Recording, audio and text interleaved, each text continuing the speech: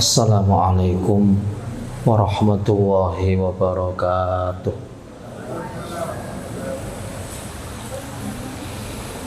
Innal hamdalillahi nahmaduhu wa nasta'inuhu wa nastaghfiruhu wa nastahdihi wa natubu ilaihi wa na'udzu billahi min sururi anfusina wa min sayyiati a'malina.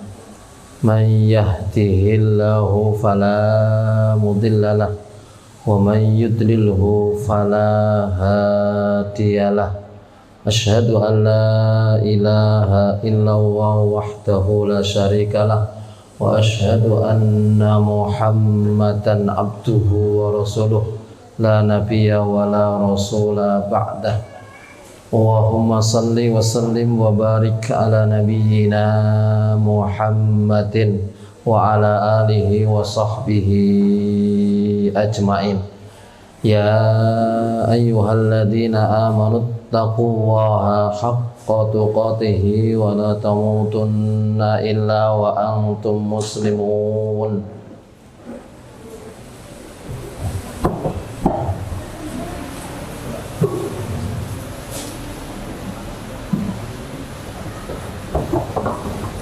Ya ayyuhalladzina amanu taqullaha wa qulu qawlan sadida yuslih lakum a'malakum wa yaghfir lakum dhunubakum wa man yuti'illaha wa rasulahu faqad faza fawzan 'azima.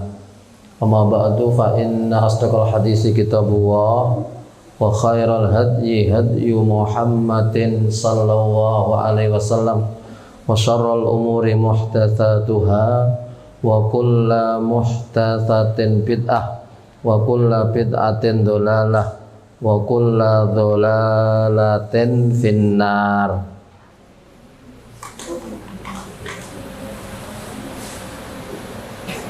Para asatidzah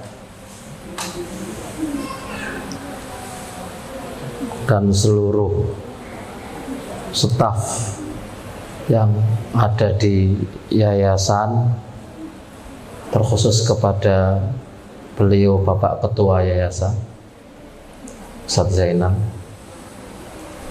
kepada para wali murid yang mudah-mudahan hadirnya kita pada pagi hari ini betul-betul menjadi saksi kelak di hadapan Allah bahwa kita sebagai para ustadz dan para wali murid yang sudah menyekolahkan putri-putrinya di lembaga pendidikan ini telah berusaha mengajarkan kepada anak-anak agar mereka akrab dengan Al-Quran, agar mereka akrab dengan syariatnya Allah.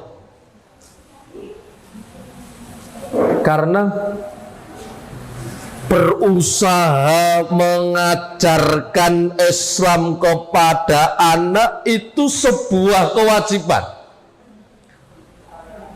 Mendidik anak itu bukan kalau longgar, tapi betul-betul harus melonggarkan waktu, mencurahkan semua kemampuan, mencurahkan semua potensi agar anak-anaknya menjadi anak-anak yang soleh dan solehah, dekat dengan Allah, berbakti kepada kedua orang tua, sehingga betul-betul di jannah masih dikumpulkan bersama dengan keluarganya. Ikhwanu fiddin, para asatidzah dan para wali murid sekaligus para santriwati yang dirahmati oleh Allah Subhanahu wa taala. ayat yang sangat masyhur di telinga kita, ya ayyuhalladzina amanu ku anfusakum wa ahlikum naro. Dimulai dari kalimat atau harfun nida, ya, itu artinya harfun nida lil ba'id walil qarib walil mutawassit, panggilan untuk jarak yang jauh, jarak dekat atau jarak menengah. Artinya siapapun kalian yang beriman, tanpa harus ada embel-embel iman kalian kuat, tanpa harus ada embel-embel iman kalian adalah super baik, tapi yang imannya kuat dipanggil oleh Allah, yang imannya tengah-tengah dipanggil oleh Allah, yang imannya rendah sekalipun dipanggil oleh Allah, sebagai bentuk sayangnya Allah kepada orang beriman. Jagalah dirimu dan jagalah keluargamu dari api neraka. Sekali lagi, ayat ini sangat-sangat masyhur di telinga kita. Surat At-Tahrim ayat ke-6, surat 66 ayat ke-6. Tetapi ketika pada tataran mempraktekkan usaha untuk menjauhkan anak-anak kita dari neraka, Masya Allah, itu ujiannya betul-betul berat. Saya sengaja bawa ini sebagai contoh, terutama ujian ini salah satunya. Di pondok dia nyantri yang dipegang Al-Quran. Nggak tahu nanti begitu sampai di rumah mereka mau megang apa.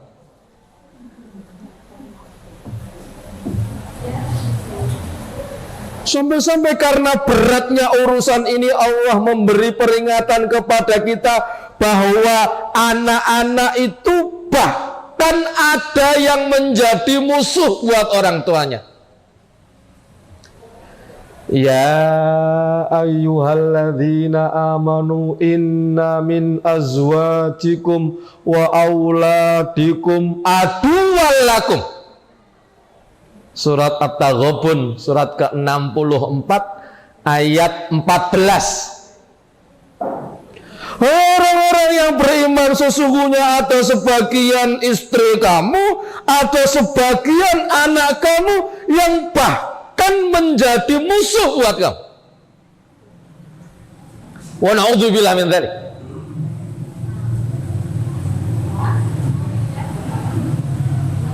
Ayat ini turun berkaitan dengan salah seorang sahabat namanya Auf bin Malik Al-Asja'i.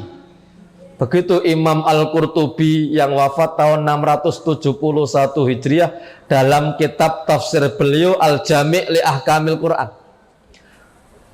Auf bin Malik Al-Asja'i satu waktu mendapatkan instruksi secara umum oleh Rasulullah untuk berjihad, pulang ke rumah, kalau bahasa sederhana kita, pedangnya diungkal, tamengnya wis diisik-isik, diamplas kalau sudah tayangan, sudah mempersiapkan baju besinya. Sampai pada satu waktu ketika Rasulullah mengumumkan untuk berkumpul, Auf bin Malik Al-Asja'i ini pamit sama keluarganya.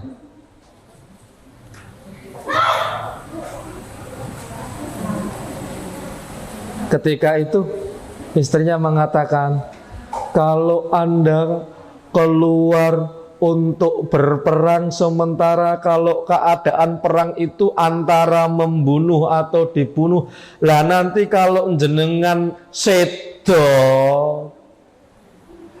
kula kali putrane jenengan mengke kali sinten.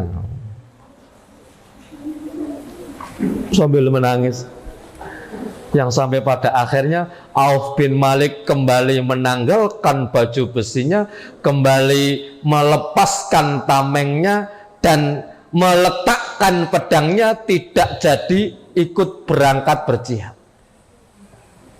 Ada sebagian anak-anak kamu, ada sebagian istri kamu yang bahkan menjadi musuh, padahal mereka sudah kita kenalkan dengan syariatnya Allah.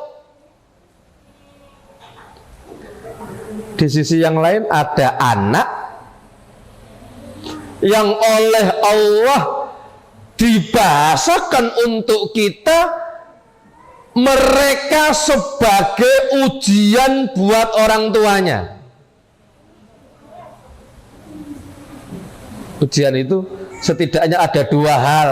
Yang pertama, ujian itu artinya ujian secara fisik. Yang kedua, ujian secara akhlak. Ujian secara fisik ya mohon maaf, sakit-sakitan, Senin Pokosmas, Senin pendae rumah sakit. Mulai nang omah seminggu, watuk-watuk meneh, Pokosmas meneh. Astagfirullahaladzim. Sepeda ontel dijual, sekarang sudah murah ya. Lepas sepeda ontel mungkin sepeda motor dijual, bahkan punya tanah dijual, hanya untuk mengobati putranya. Dan itu ujian buat orang tuanya. Ada keadaan di mana ujian itu bentuknya akhlak. Dikandani ini kenapa? Diberitahu tentang perkara-perkara yang baik, tetapi seakan-akan secara spontan anak itu tidak mau nurut dengan orang tuanya. Kalau saya bahasakan dengan kalimat umum, "Dok, tuku tumbar." "Sok mau dulu, Kas." Nah, astagfirullahaladzim. Apalagi kalau pegang ini lagi dulu. Mboten, turene salah setunggalipun Ustaz ini setan gepeng. Astagfirullahaladzim. Anak menjadi ujian buat orang tuanya, bukan tanpa maksud. Itu karena sayangnya Allah kepada para orang tua, sehingga dituntut untuk sabar mendidik anak-anaknya. Yang kesabaran itu tidak akan sia-sia, kesabaran itu tetap akan menghasilkan sumber-sumber pahala di sisi Allah Subhanahu wa Ta'ala. Sudah niat, wes dok, mlebu pondok, iya siap. Tekan pondok ya njaluk mulai kabur.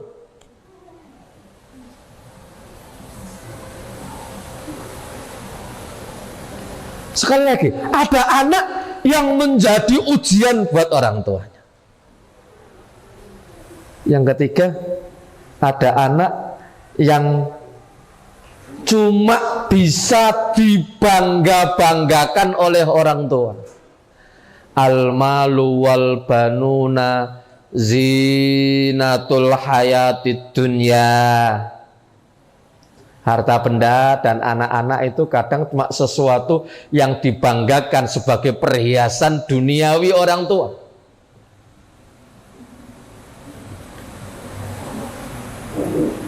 Jenengan barepe teng pundi? Sekarang jadi profesor doktor di universitas ini. Oh, itu gini sambil membusungkan dada. Nah, yang nomor dua alhamdulillah sekarang menjadi dokter spesialis penyakit tertentu di rumah sakit tertentu. Cuma bisa dibanggakan. Tapi apakah anak ini kemudian pasti memberi kebahagiaan kepada orang tua? Mungkin di dunia iya. Tapi ketika kita berbicara urusan kehidupan yang abadi, ketika kita berbicara urusan kehidupan yang hakiki bagi setiap muslim, bisa jadi anak ini tidak ada artinya sedikit pun untuk orang tuanya.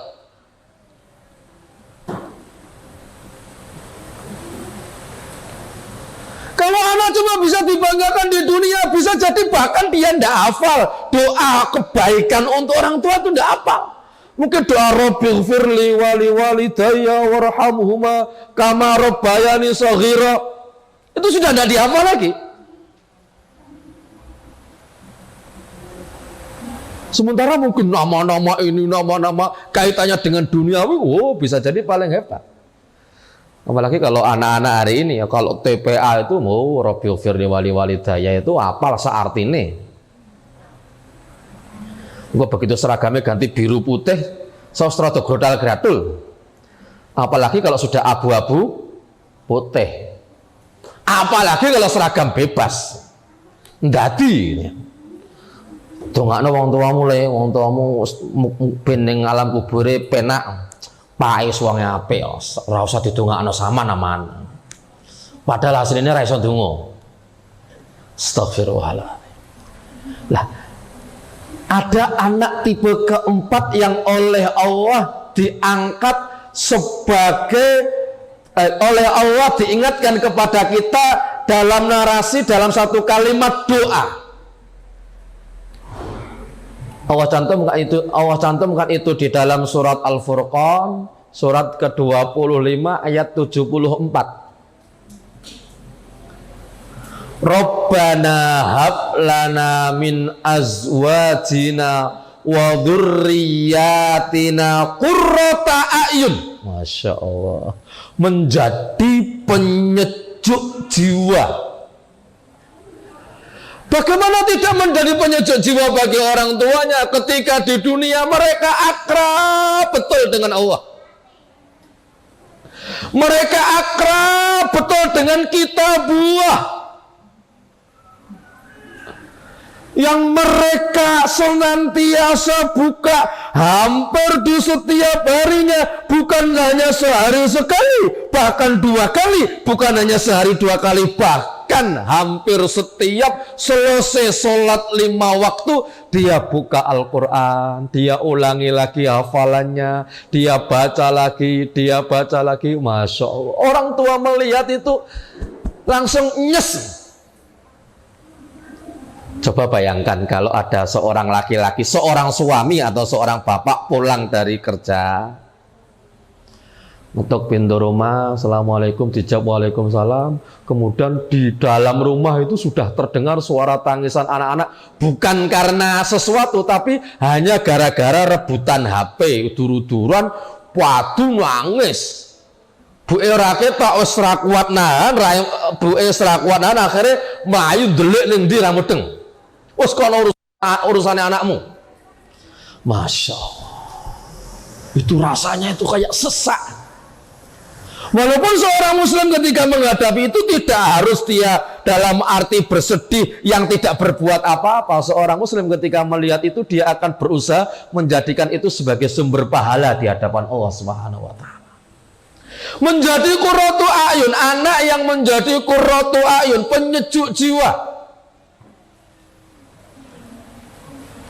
Di zaman yang penuh dengan fitnah, di zaman yang penuh dengan ujian, di zaman yang konon penuh dengan kemajuan, maka tidak ada yang bisa membentengi anak-anak kita dari perkara-perkara yang menjauhkan mereka dari Allah, melebihi ketika anak kita dekat dengan Al-Quran.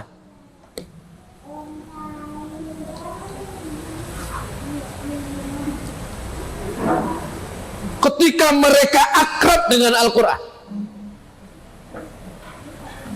sampai-sampai oleh Allah Subhanahu wa taala diingatkan salah satu sumber kecelakaan, salah satu sumber kesemrawutan, salah satu sumber ketidaktenangan, salah satu sumber kehancuran itu ketika mereka manusia sudah berpaling dari Al-Quran.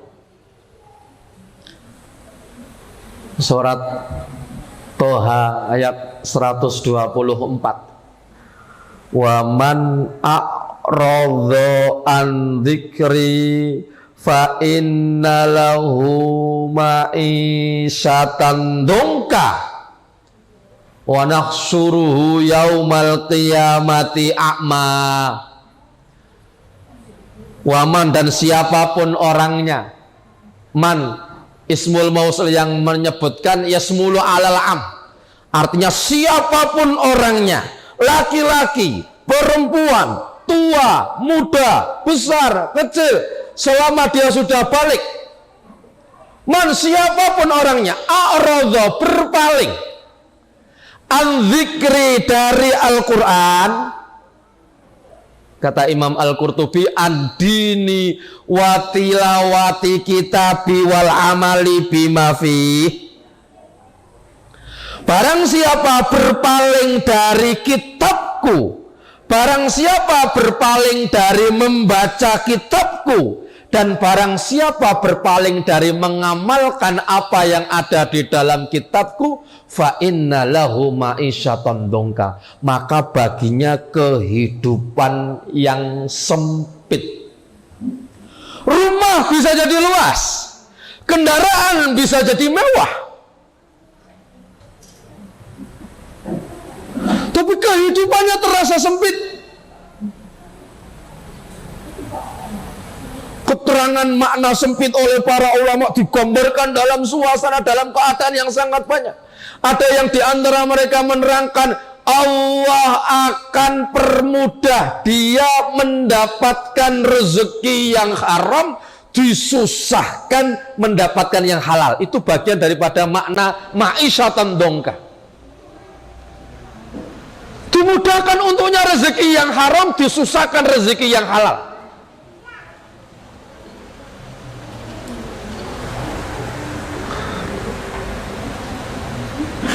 Ngelamar pekerjaan jadi tukang cleaning service, ditolak. Ngelamar kerjaan menjadi tukang batu, ditolak. Ngelamar pekerjaan untuk administrasi di kantor tertentu, ditolak.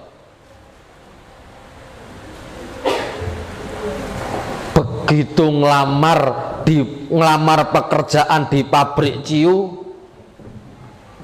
langsung diterima.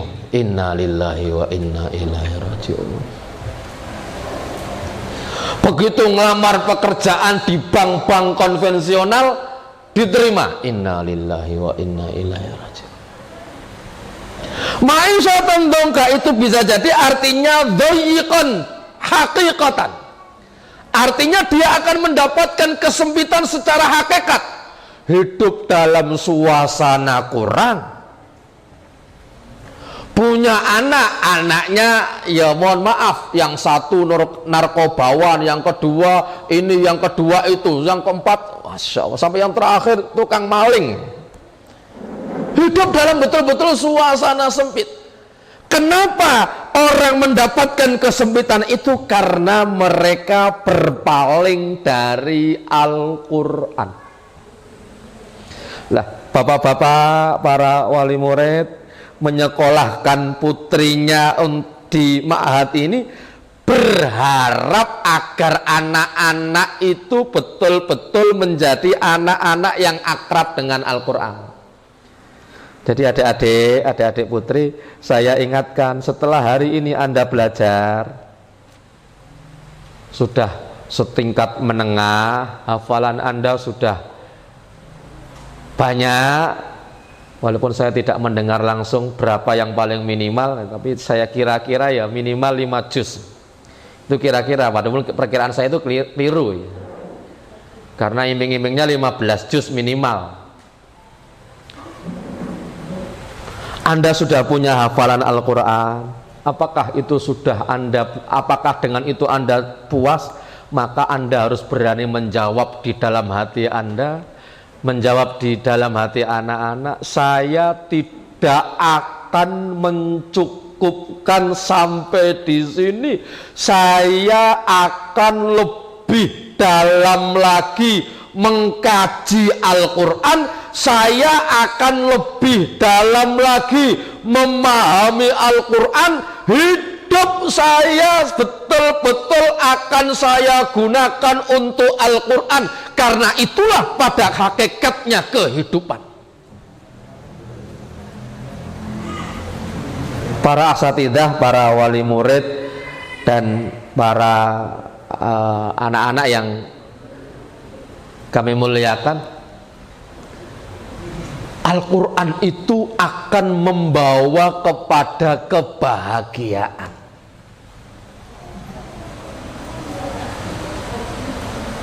Tapi bahwa Al-Quran itu tidak cukup hanya untuk dibaca. Membaca Al-Quran iya, tapi bahwa seorang muslim dituntut tidak hanya cukup membaca Al-Quran, Tapi seorang muslim dan muslimah dituntut oleh syariat untuk membaca Al-Quran dengan cara yang baik, dituntut untuk memahami apa yang ada di dalam Al-Quran sebagaimana yang difahami oleh salaful ummah.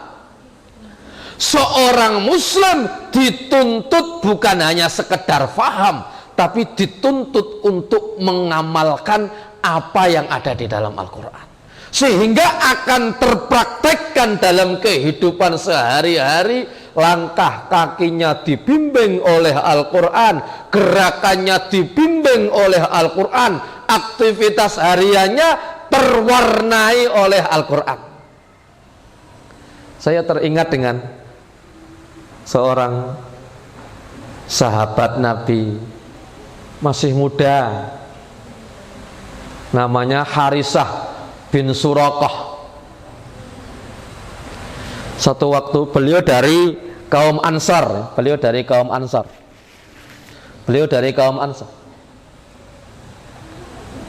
berarti tempat tinggalnya di sekitaran Madinah.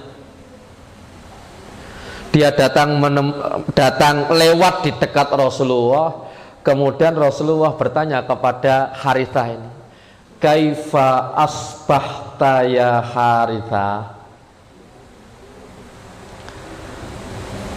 Harithah menjawab, asbahtu mu'minan haqqo. Asbahtu mu'minan haqqo.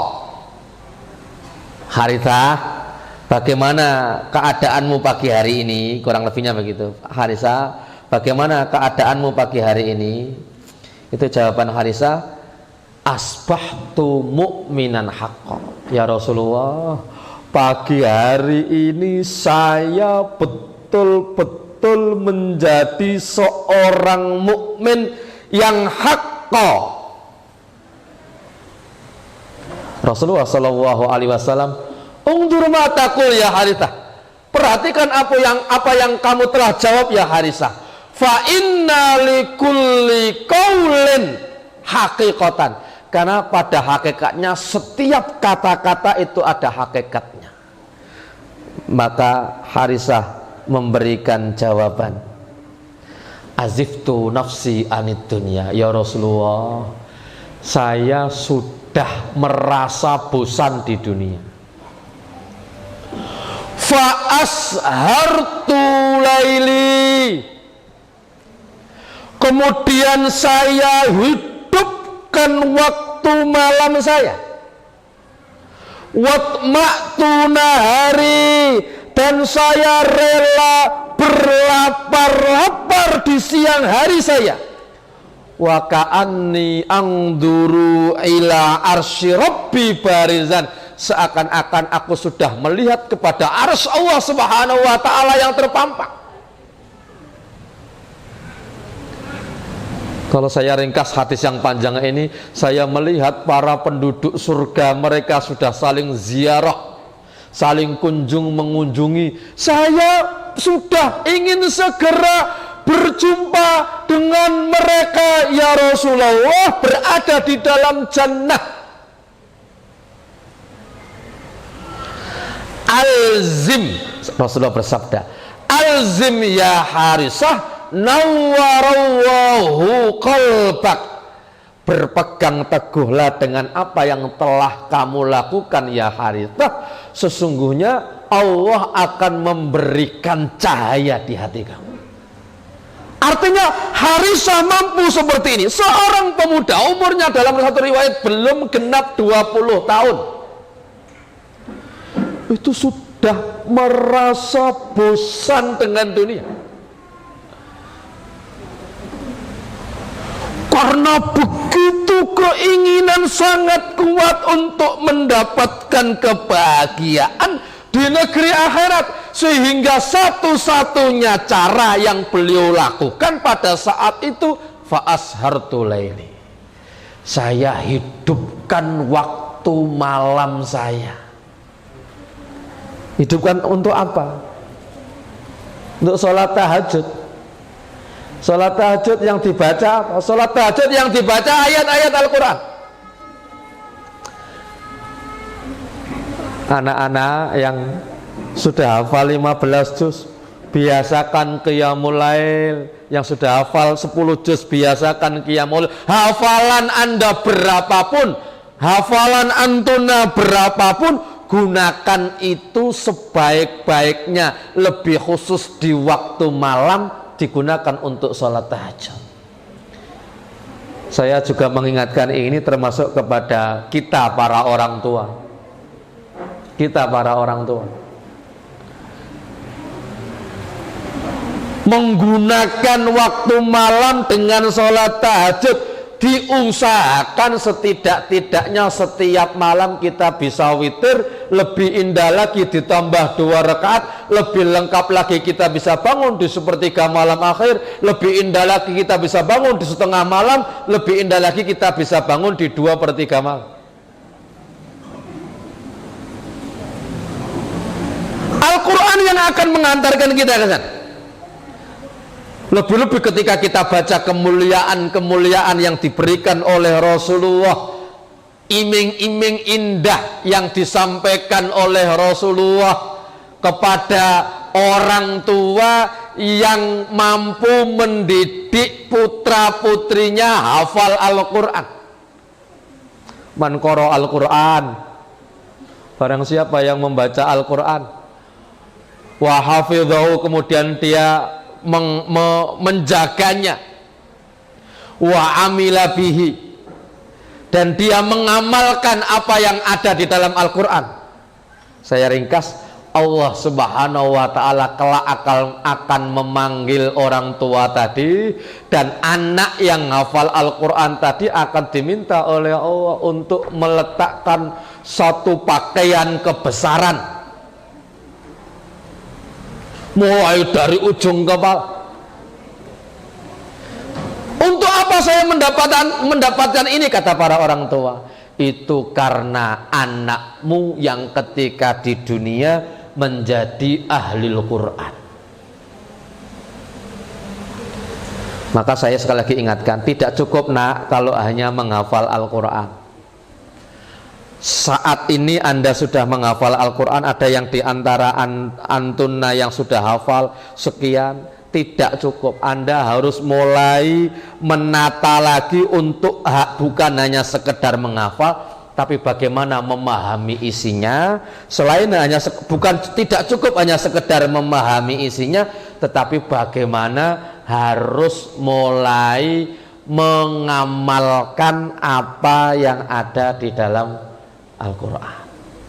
Karena itu satu-satunya cara untuk selamat dari fitnah yang berkembang hari ini, kaitannya dengan kemajuan zaman, atau orang sering membahasakan dengan kalimat akhir zaman. Itu yang pertama yang saya perlu ingatkan terkhusus kepada anak-anak. Yang kedua, saya mengingatkan kepada diri saya dan kepada para orang tua, marilah kita tetap serius dan bersungguh-sungguh untuk menjadikan anak-anak kita menjadi anak-anak yang soleh dan salihah. Bahasa sederhana saya, tidak mengapa kita harus berbanting tulang peras keringat, bekerja hampir-hampir tidak kenal waktu. Dalam tanda petik tidak kenal waktu bukan berarti kemudian dia meninggalkan kewajibannya sebagai seorang muslim. Artinya dia bekerja secara sungguh-sungguh, berharap mendapatkan rezeki, dan Allah Maha Pemberi rezeki, yang rezeki itu sebagiannya diniatkan, saya akan mendidik anak-anak saya menjadi anak-anak yang soleh dan soleh. Akan saya kenalkan kepada mereka Al-Quran. Kalau hari ini saya merasa tidak mampu, maka mereka akan saya titipkan di lembaga-lembaga yang bisa mengajarkan kepada mereka menjadi anak-anak yang soleh dan salihah. Kita sebagai orang tua, sebagai seorang bapak, atau sebagai seorang ibu, itu menjadi sesuatu yang harus kita tanamkan. Jangan pantang mundur. Dalam bahasa lain, mohon maaf, wes saiki kabeh angel yo nduk, wis sekolahmu sakmene wae, wis rasa sekolah meneh. Kalau memang rezeki itu diujikan kepada kita cenderung cukup, bahkan mohon maaf cenderung kurang,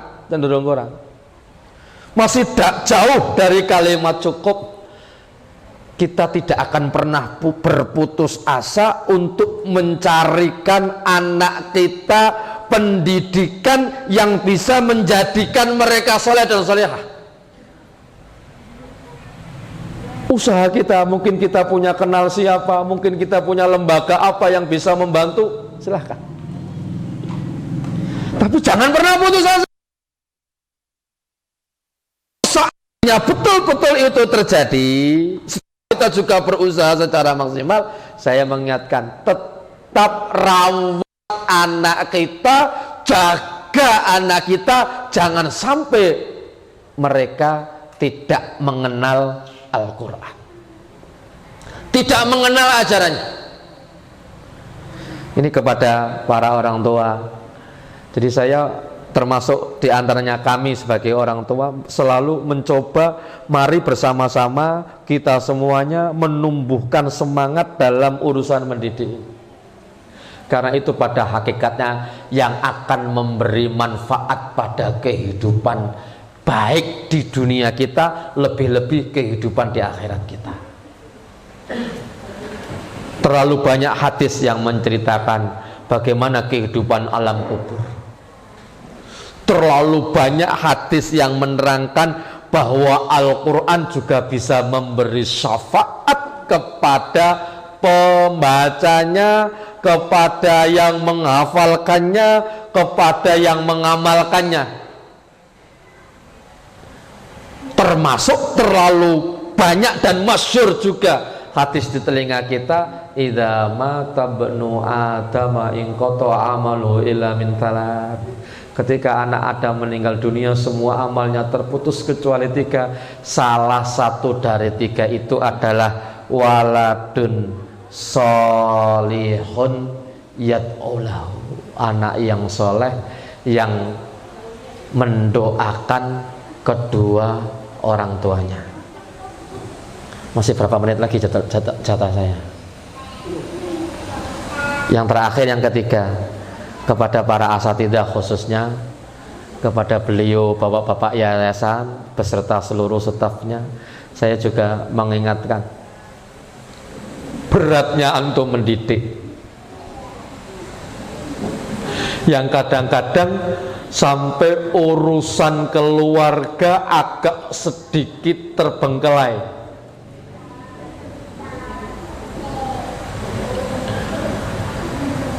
Keseriusan kita, keseriusan antum dalam menjadikan anak-anak yang ada di lembaga antum ini solehah, karena khususnya karena putri.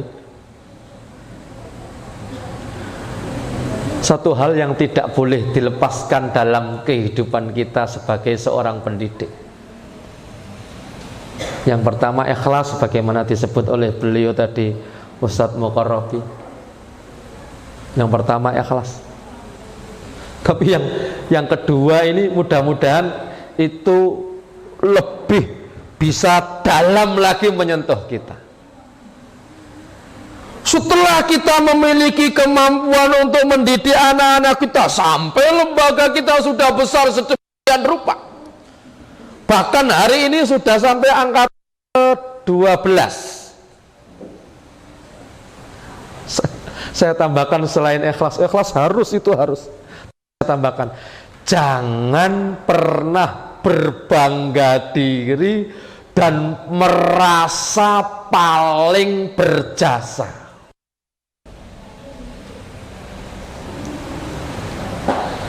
Jangan pernah berbangga diri dan merasa paling berjasa.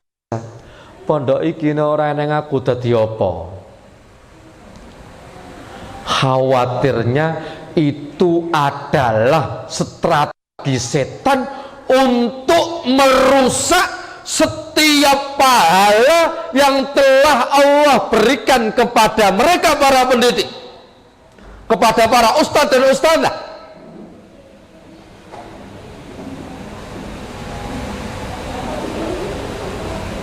Tapi yang mesti kita tanamkan kepada diri kita adalah jasa apa yang harus saya berikan kepada Islam. Ketika antum ada di lembaga ini, silahkan. Tapi secara umumnya jasa apa yang sudah saya berikan untuk Islam, untuk kaum muslimin, sehingga kita lebih bersemangat lagi untuk terus beramal soleh. Wa qul i'malu fasayarallahu amalakum wa rasuluhu wal mu'minun. Dan beramalah, Allah, Rasulnya dan orang-orang mukmin akan memperhatikan urusan ini. Maka merasa paling berjasa itu adalah penyakit hati yang disusupkan oleh setan kepada mereka, orang-orang yang memiliki kelebihan, baik bentuknya kelebihan ilmu atau kelebihan dalam urusan ibadah atau kelebihan dalam urusan amal soleh. Setan akan menyusupkan itu sehingga di dunia mereka nampak indah, dipandang mata menyejukkan, tapi pada hakikatnya ketika menuju akhirat seperti tong kosong yang tidak ada sesuatu pun di dalamnya, karena apa yang dia sudah lakukan tidak menghasilkan pahala akibat dari berbangga diri. Dan naudzubillah, termasuk diantaranya adalah merasa paling berjasa. Maka saya tutup apa yang saya sampaikan pada siang hari ini, menjelang siang hari ini, dengan satu ungkapan yang sering disebut oleh para ulama ketika menerangkan tentang masalah Al-Quran.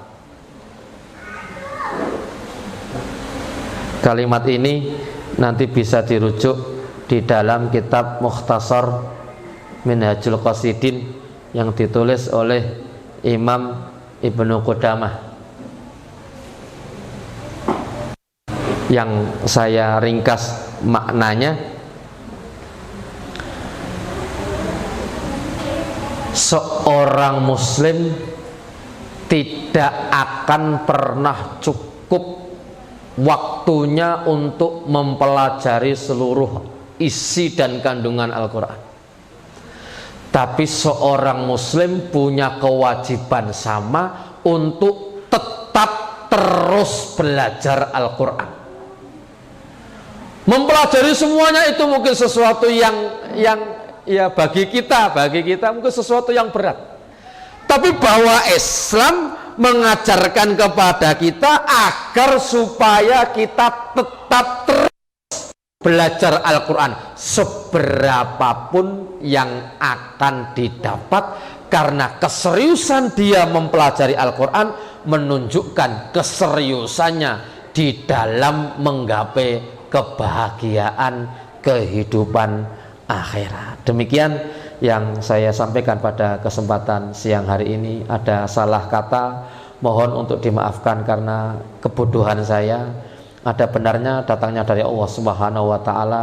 Mudah-mudahan Allah Subhanahu wa taala memberikan rahmat, taufik dan hidayahnya kepada kita, dan mudah-mudahan ilmu yang kita dapatkan bisa bermanfaat dalam arti memberi pengaruh kepada kehidupan kita sehari-hari, kehidupan yang dipengaruhi oleh ilmu. Walhamdulillahirabbil alamin. Assalamualaikum warahmatullahi wabarakatuh.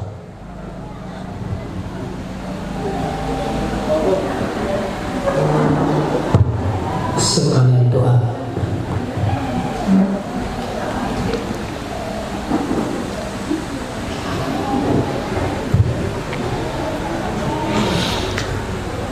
Mari kita hadirkan hati kita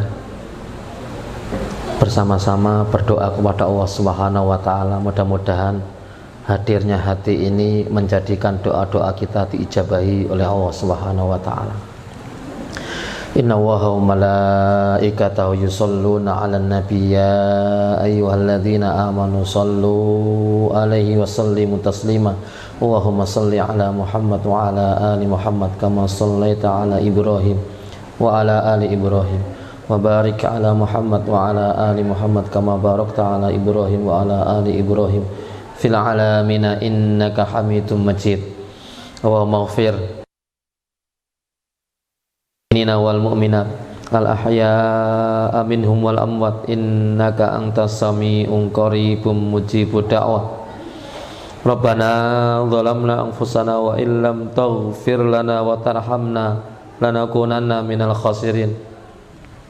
Rabbana la tu'akhidna in nasina aw akhtana. Rabbana wa la tahmil alaina isran kama hamaltahu 'alal ladzina min qablina. Rabbana wa la tuhammilna ma la taqata lana bih wa'fu 'anna waghfir lana warhamna anta maulana fansurna 'alal qaumil kafirin. Rabbi auzi'ni an ashkura ni'mataka allati an'amta 'alayya walidayya wa na'mala salihan tardahu wa aslih li fi dhurriyyati inni tubtu ilaika wa inni minal muslimin. Rabbana hab lana min azwajina wa dhurriyyatina qurrata a'yun waj'alna lil muttaqina imama. Allahumma sahhil umurana, Allahumma sahhil umur walidaina, Allahumma sahhil umura jami'il muslimin. Allahumma ja'alna min ahlil Qur'an, Allahumma ja'alna min ahlil Qur'an, Allahumma ja'alna hadha ya Allah, Allahumma ja'alna min ahlil Qur'an innaka ala kulli syai'in qadir.